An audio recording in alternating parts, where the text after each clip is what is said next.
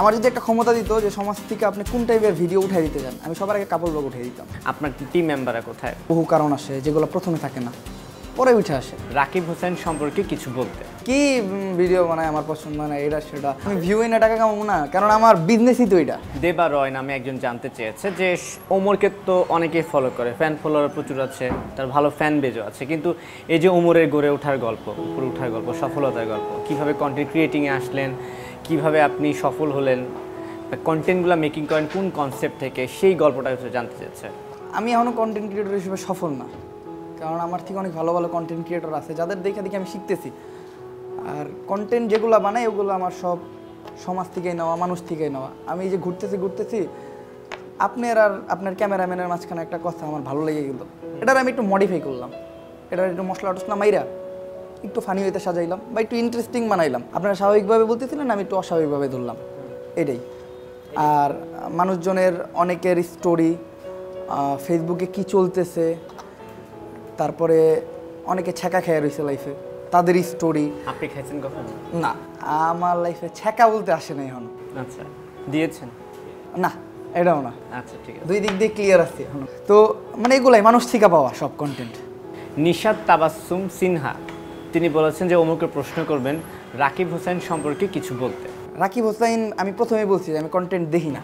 ও আচ্ছা, কখনো দেখছি বলে আমার মনে হয় না। জাস্ট অনেকে অনেক না সময় ওর ট্রোল করে, না ওর সবাই বলে যে ওর কন্টেন্ট আসলে বড়রা দেখে না, বাচ্চা কাচ্চারা দেখে, মানে 1 2 আমার 3 বয়স 4 5। 22 যেহেতু, আমি অনেক বড়, সেই জন্য আপনি দেখছেন না। আপনার বয়স যদি 5-6 বছর হতো তাহলে দেখতেন। 5-6 বছর হইলেও দেখতাম না। কেন? কারণ আমার মাথায় ব্রেইন আছে। আচ্ছা, আপনার চুল নিয়ে প্রশ্ন এসেছে, দুইটা প্রশ্ন। একটা মেয়ে জানতে চেয়েছে যে আপনার চুল এত সিল্কি কেন, আর 2 নাম্বারটা হচ্ছে চুল কাটান না কেন, চুল কি আপনি ছোট করবেন? চুল ছোট করি না, চুল বড় রাখা একটা শখ আমার। আমার আম্মু কিছু কয় না, হ্যাঁ, তাইলে আর অন্য মানুষের কিছু বলার আছে বলে আমার মনে হয় না। চুল সুন্দর রাখেন কিভাবে? চুল সুন্দর না, আমার চুল সুন্দর না, সিল্কি এটা আল্লাহর দান। আমি চুলে পানি ছাড়া, সাবান ছাড়া আর মাঝে মধ্যে একটু শ্যাম্পু ছাড়া কিছু দিই না। আচ্ছা, এটুকুই শেষ? এইটাই। গান প্রসঙ্গে আসি, আপনি কি গান নাকি? না, গান গাই না, গানের গলা ভালো না। একজনের প্রশ্ন করছে যে আপনি নাকি বলেছিলেন যে র্যাপ সং করবেন, সেই র্যাপ সং কোথায় আসছে না কেন? না, গান গাওয়ার আমি প্ল্যান করি নাই। হ্যাঁ, ওটা কি হয়, ফ্রেন্ডদের আড্ডায় বইসা মানে হুটহাট করে মুখ দিয়ে গান বাইর হয়ে যায়, ওইটাই মনে করেন ভিডিও করে ছেড়ে দিচ্ছিল, ওইটাই একটু টুকটাক ভাইরাল হয়ে গেছিল। না এখন কি আর প্ল্যান আছে কিনা? না না, প্ল্যান নাই, গান গাওয়ার প্ল্যান নাই। ঠিক আছে, শুধু ভালো কথা শুনতে ভালো লাগে নাকি একটু খারাপ কথা শুনতেও ভালো লাগে? খারাপ কথা শুনতে বেশি ভালো লাগে। এই যেমন একজন লিখেছে, মহিবুল্লাহ লিখেছে যে ওমর অনফার ও তো ভিউ ব্যবসায়ী। কেন ভিউ কিভাবে ব্যবসা করি আমি? এই যে ব্যবসা মানে ভিউ এনে টাকা কেমন সেটা মনে বোঝাতে চেয়েছে। আমি ভিউ এনে টাকা কামাবো না, কারণ আমার বিজনেসই তো এটা। আমি যেমনে ভিউ বেশি পাবো, তাই বলে আমি যথেষ্ট পরিমাণ চেষ্টা করি আমার সম্মান ধরে রাখার। এই জন্য আমি আমার ভিডিওতে কখনো আমার ফ্যামিলিরে টানি না, আমি কোনো মেয়ে টানি না। আমি একটা ভিডিও ছেলে নিয়ে করতেছি, যে ভিউ আইতেছে মেয়ে নিয়ে করলে তার চেয়ে ডাবল ভিউ আসে বর্তমান প্রেক্ষাপটে। বর্তমানে কাপল ব্লগারগুলোর দিকে তাকান, নিজের বউরে নিয়ে জানা তাই করতেছে, তারা ভিউ ব্যবসায়ী। এমনকি আমার চিন্তা আছে আমি নেক্সটে কাপল ব্লগ নিয়ে একটা ভিডিও বানাবো, কারণ কাপল ব্লগের যে প্রেক্ষাপটটা বর্তমানে, মানে তাগর যে ভিডিওর অঙ্গভঙ্গি, ভিডিওর কথাবার্তা, মানে জানা তা। আমার যদি একটা ক্ষমতা দিত যে সমাজ থেকে আপনি কোন টাইপের ভিডিও উঠাই দিতে চান, আমি সবার আগে কাপল ব্লগ উঠিয়ে দিতাম। তাহলে তো আপনি মন্টি হয়ে গেলে মানে বিশাল সমস্যা হয়ে যাবে। তো সমস্যা তো হইবই, আমি সবার আগে কাপল ব্লগ বন্ধ করে দিব। যে কাপল ব্লগিং বন্ধ? কাপল ব্লগই বন্ধ, কাপল ব্লগ কেউ করতে পারবো না। আচ্ছা, কেন কাপলদের উপর এত রাগ করছে কেন? কাপলদের উপরে রাগ না, কাপল ব্লগ তো অনেকে করে, ভালো এতে করতেছে না, ভালো এতে করতে। তাহলে এখন আমি বাংলাদেশের কাপল ব্লগার আছে, উনি না ওনার ওয়াইফের মুখ দেখায় না, ফেস বাদে আর সবকিছু দেখে কন্টেন্ট বানায়। আপনি দেখেছেন এটা? না, আমি দেখিনি। দেখেন নাই যে বাইকে ফেস বাদে যদি সবকিছু দেয়, আসলে এটা তার দাইতে ভালো লাগে।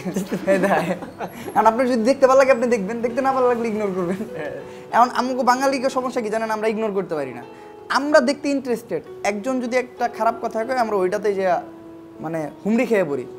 যেমন আপনি একটা ভিডিওর ক্যাপশন দিবেন আমার নিয়ে, ওমর একটা ভালো কথা বললো, এটাতে যতটুকু ভিউ পাইবেন, একটা সেম ভিডিওতে আর একটা ক্যাপশন দিবেন, ওমর আমাকে অশ্লীল ভাষায় গালাগালি করলো, ওটা তো ভিউ বেশি হইব।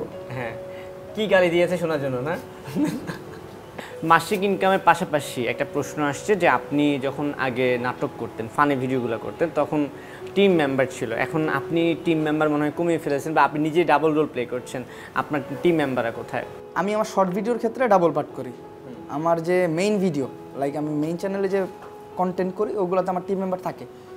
অনেক সময় অনেক কাজে ব্যস্ত থাকে, লাইক সবার পরিবার আছে, ফ্যামিলি আছে, তাদের কাজ আছে, তারা এই ভিডিও ব্যতীত অনেক কাজ করে, তো ওগুলাতে তাদের টাইম দিতে হয়। তো সব মিলে আমরা যখন টাইম পাই সবাই, তখন একটা মেইন চ্যানেলের শ্যুট করি আর কি। এখন কি ট্রাভেল ব্লগিং বেশি করছেন নাকি ট্রাভেল ব্লগিংও কমায় দিছি। কোনটা বাড়াচ্ছেন? Shorts, shorts. লাইক ফেসবুকে একটু ফোকাস দিচ্ছি আমি রিসেন্টলি। ফেসবুকে একটু ভালো কিছু করার চিন্তা ভাবনা আছে, দেন সামনে ভালো কিছু আসতেছে আর কি। আপনার বয়স কত এখন? আমার এখন বয়স 22। কনফার্ম? হ্যাঁ, চলতেছে। Sure? Obviously voter ID card দাম আমার কাছে। না না, ওইখানে সবাই ভোটার আইডি কার্ড আর ওই যে আপনার স্কুলের যে কার্ড থাকে না, ওখানে সবাই ভুয়াটাই দেয়। আমারটাই ভুয়া। আমার স্কুলের আইডি কার্ডে আমার বয়স বাড়িয়ে দিয়েছে, এই জন্য আমাকে অনেক বুড়া বলে। এখন ওই যে সামনে অনেকে আছে ওরা আমাকেই বলে। আমি যদি এই যে দাড়িগুলো দেন না, দাড়ি আর মোজগুলো যদি একদম ফালাই দিন, আপনি বলবেন আমার বয়স 18। আচ্ছা, আপনার তো হিউজ পরিমাণ ভক্ত আছে, ফ্যান ফলোয়ার আছে, তাদের সাথে তো আপনার দেখাও হয়। তো দেখা হওয়ার পরে কোনো ঘটনা কি আছে কিনা যেটা আজকে আমাদের সঙ্গে শেয়ার করা যায়? একটা হেটার্স, আমার বলতে পারেন আমার লাইফে দেখা সবচেয়ে বড় হেটার্স ছেলে নাকি মেয়ে? ছেলে। ঠিক আছে। একটা জায়গায় গেছি, আমার অনেক পোলাপান ভিড় করছে, সে দূরে দাঁড়ায় থেকে আমার লাইক গালির মতোই দিতেছে যে কি ভিডিও বানায়, আমার পছন্দ না, এটা সেটা, ওরে দেখতে মানুষ এত ভিড় করছে, কি এর লেগে, হ্যান ত্যান, এটা সেটা। তো তারপরে আমি তার কাছে যাই, আমি তারে বলি যে ভাই, আপনি আমার কন্টেন্ট না দেখতে পারেন, কিন্তু আমার হিট করার মানে কোনো রাইটস নেই আপনার। আপনি আমার পার্সোনালি চিনেন না, জানেন না, আমার মনে হয় আপনার হিট না করাই উচিত। তো মানে ও যে আমার দূরে থেকে গালি দিতেছিল, আমার কিছু ফলোয়ার দেখা ওদেরকে মানে মারতে চান ওই লোকটাকে। হ্যাঁ, মারতে যখন যায় তখন আমি থামাই যে না না, দরকার নেই দাদা।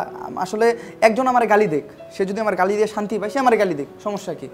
কিন্তু সে আমার গালি দিচ্ছে যে আপনার ওনারে হিট করতে হইব, এটার তো কোনো কারণ নাই। সে যদি আমার গালি দিয়া খুশি হয়, একজনকে খুশি করতে পাওয়াই তো আমার সার্থকতা, আমার সফলতা। কারণ আমি ফানি ভিডিও বানাই, আমি চাই একজনকে হাসাইতে। একজনকে হাসানো কিন্তু অনেক কষ্ট। আমি চাইলে একজনকে একটা চর মেরে কান্দাইতে পারি, কিন্তু হাসাইতে গেলে মানে আমার প্রপার একটা মানে জিনিস দিতে হবে।